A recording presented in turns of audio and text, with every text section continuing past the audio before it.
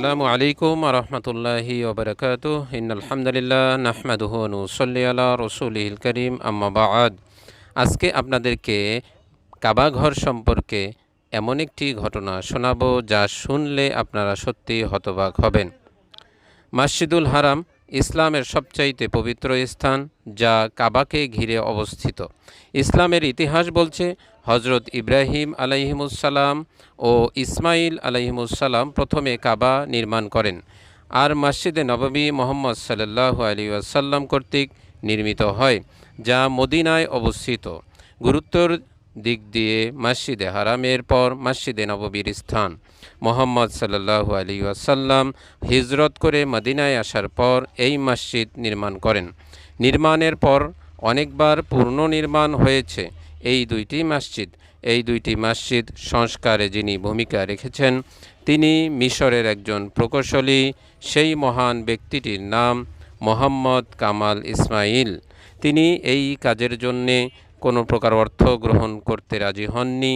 লক্ষ লক্ষ টাকার চেক ফিরিয়ে দিয়ে তিনি বলেছিলেন, পবিত্র দুটি মসজিদে কাজ করে অর্থ গ্রহণ করব, তাহলে কিভাবে আমি বিচার দিবসে আল্লাহকে মুখ দেখাবো। খোলা আকাশের নিচে কাবা ঘর তাওয়াফ করতে হয়।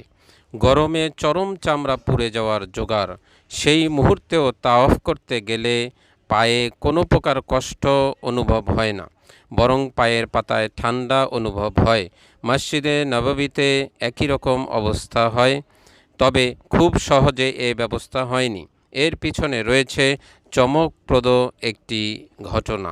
হারামাইন মক্কা মদিনা সম্প্রসারণের প্রকল্পের পরিকল্পনা এবং বাস্তবায়নের দায়িত্ব দেওয়া হয়েছিল মিশরীয় স্থপতি ডক্টর মোহাম্মদ কামাল ইসমাইলের উপর।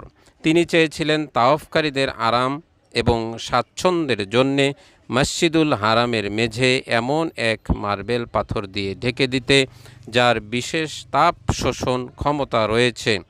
অনেক খোঁজাখুঁজির পর এরকম মার্বেল পাথরের সন্ধান পাওয়া যায় গ্রিসের ছোট্ট একটি পাহাড়ে। আর কোথাও এ ধরনের মার্বেলের মজুদ পাওয়া যায়নি।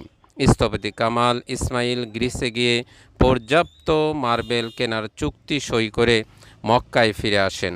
যথাসময়ে সাদা মার্বেলের মজুতও চলে আসে এবং সেগুলো দিয়েই বিশেষ নকশায় মসজিদুল হারামের মেঝের কাজ সম্পূর্ণ করা হয়।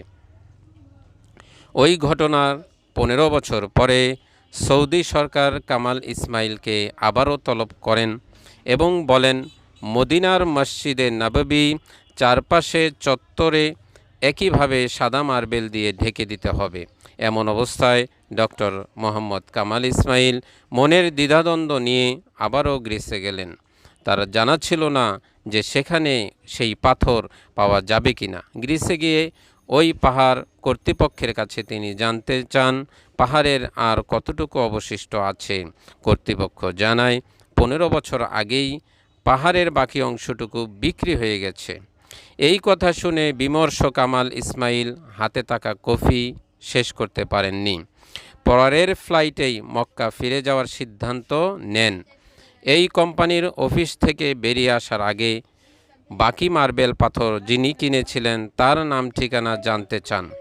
জবাবে জানানো হয়, 15 বছর আগের লেনদেন পাওয়া দুষ্কর, তবে পেলে জানাবেন বলে কথা দেন। পরদিন তাকে ফোন দিয়ে জানানো হলো সেই বিক্রেতার নাম ঠিকানা খুঁজে পাওয়া গেছে। নিরাশ মনে আবারও সেই অফিসের দিকে যাত্রা করেন তিনি। ঠিকানা হাতে পেয়ে তার হার্টবিট বেড়ে যায়, কেননা কাগজের হিসেব অনুযায়ী ওই ক্রেতা একটি সৌদি কোম্পানি। স্থপতি কামাল ইসমাইল সেদিনই সৌদি আরবে ফিরে যান। ক্রেতা কোম্পানির এমডির সাথে দেখা করে জানতে চাইলেন 15 বছর আগে গ্রিস থেকে কেনা সেই মার্বেল পাথর দিয়ে তারা কি করেছেন। এমডি প্রথমে কিছুই মনে করতে পারলেন না। পরে খোঁজ খবর নিয়ে দেখা গেল সেই সাদা মার্বেলের পুরোটাই স্টকে পড়ে আছে, কোথাও ব্যবহার করা হয়নি। এই পর্যন্ত শুনে কামাল ইসমাইল সেখানেই শিশুর মতো কেঁদে দেন। এমডি তার কান্নার কারণ জানতে চাইলে তিনি পুরো ঘটনা খুলে বলেন। পরে ডাক্তার কামাল ওই কোম্পানিকে সৌদি সরকারের পক্ষ থেকে একটি ব্লাঙ্ক চেক দিয়ে ইচ্ছেমতো অঙ্ক বসিয়ে নিতে বলেন। কিন্তু কোম্পানির মালিক যখন জানলেন এই সাদা মার্বেল পাথর মসজিদে নববীর চত্বরে বসানোর জন্য ব্যবহৃত হবে, তখন তিনি ওই চেক নিতে অস্বীকৃতি জানান এবং বলেন, আল্লাহই আমাকে দিয়ে এটা কিনিয়েছিলেন, আবার তিনিই আমাকে একথা ভুলিয়ে দিয়েছেন। এই মার্বেল পাথর রসুল সাল্লাল্লাহু আলাইহি ওয়াসাল্লামের মসজিদের উদ্দেশ্যে এসেছে। তারপর সেই পাথর দিয়ে মসজিদের নববীর চত্বর মুড়ে দেওয়া হয়। স্থপতি ডক্টর মোহাম্মদ কামাল ইসমাইল ইসলামী আর্কিটেকচারের উপর 3টি ডক্টরেট ডিগ্রিপ্রাপ্ত প্রথম মিশরীয় প্রকৌশলী।